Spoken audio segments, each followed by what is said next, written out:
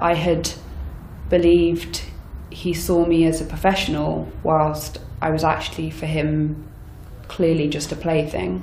He hitched up his kandura and he was naked and lay on top of me. هكذا تصف كيتلين ماكنامارا بداية واقعة الاعتداء الذي تقول إنها تعرضت له من قبل الشيخ نهيان بن مبارك آل نهيان وزير التسامح في الحكومة الاتحادية في الإمارات العربية المتحدة. كانت ماكنامارا البالغة من العمر 32 عاما قد أمضت قرابة 6 أشهر في الإمارات تتعاون مع وزارة الشيخ نهيان بعد أن اختارها مهرجان هاي فيستيفال الثقافي لتنظيم أول فعالية له في الإمارات.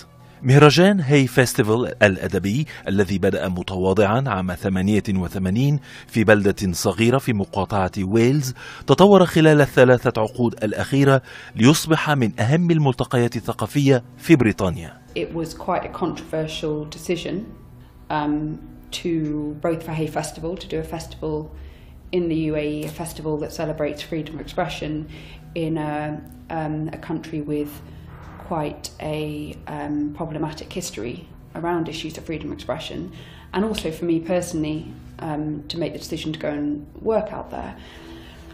And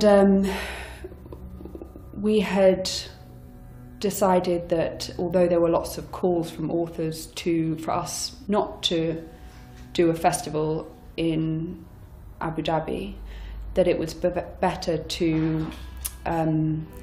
work with the Emiratis on creating a platform for dialogue and debate than boycotting. تقول ماكنامارا إنها كانت قد تلقت دعوة يوم 14 من فبراير آذار من هذا العام لمقابلة الشيخ نهيان دون المزيد من التفاصيل. I was asking the driver who was going to be at this meeting. I mean, it was very usual after 6 months of working there. I knew that I had to be flexible. I didn't always know where I was going. You'd often get, especially when working with the royals, you know, you don't get told all the details, but I was trying to get as much information about who would be there so I could research them in the car on my phone and find out who would be at this dinner. But instead the car drove away from the palace and drove out of town and to, you know, through checkpoints over a bridge to a villa on a small island. تقول كيتلين إنها كانت تنوي مناقشة قضية حرية التعبير في الإمارات وبالتحديد الشاعر الاماراتي أحمد منصور الذي حكم عليه عام 2018 بالسجن 10 سنوات بتهمة انتقاد الحكومة على وسائل التواصل الاجتماعي. لكنها سرعان ما تبينت حسب روايتها أن الوزير لم يكن مهتما بمناقشة المهرجان أو قضية أحمد منصور. Soon into the conversation it became really clear that he didn't want to talk to me about Hay Festival. He told me he didn't care about the festival. He told me he didn't care about the ministry.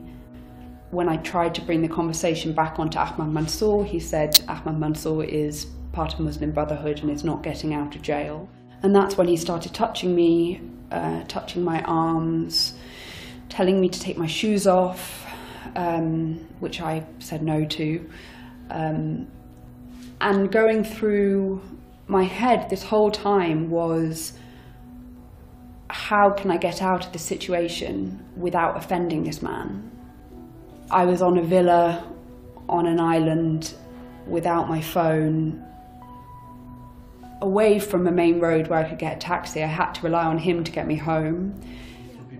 تمضي كيتلين في روايتها قائلة إنه بالرغم من محاولتها صد الوزير إلا أنه لم يتوقف. He was trying to get inside my dress and it wasn't easy because I was pulling it down. It was very long and you know, like buttons and things. And he eventually, I was struggling against him, but his weight was on top of me and he was force kissing me. And then eventually he put his hands up my dress and his hands inside me, which in UK law is digital penetration, which is classified as rape.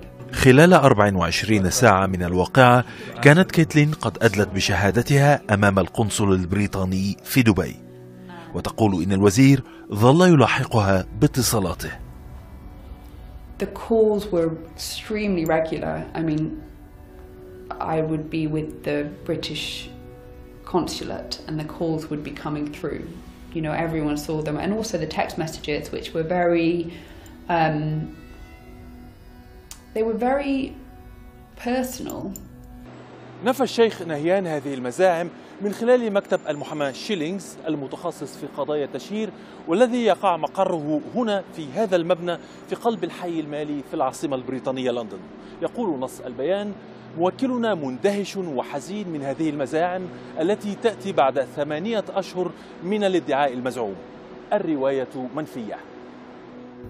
You waived your right of anonymity, which was guaranteed by law. Why did you take this decision? If I can do anything to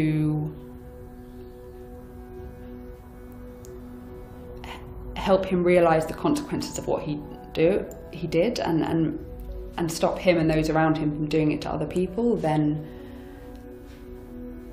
I have to do it, and that's why I'm speaking out. بموجب التشريع المعمول به حاليا لا يمكن النظر في جرائم تم ارتكابها ضد مواطن بريطاني في الخارج إلا من خلال مبدأ الولاية القضائية العالمية. هذا المبدأ ينطبق على حالات محددة، منها الإرهاب والجرائم الجنسية ضد الأطفال والتعذيب من قبل السلطة ومن يمثلونها. The one area which is an absolute crime which has universal jurisdiction is torture, the use of cruel and inhumane treatment against an individual.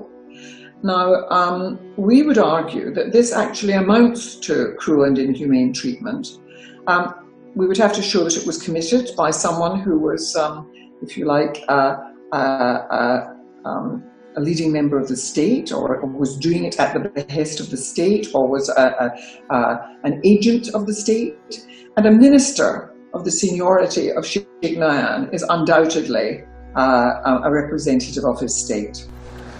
أعلنت دائرة الادعاء الملكية أن الاعتداء الجنسي الذي تصفه كيتلين يمكن أن يصل إلى حد إلحاق الألم أو المعاناة الشديدة كما يدفع محاموها، ولكنها لا تعتبر أن الواقعة تمت في إطار ممارسة الشيخ نهيان لمهامه الرسمية، وبناء على ذلك لن ترفع دائرة الادعاء الملكية دعوى ضد الشيخ نهيان بن مبارك آل نهيان.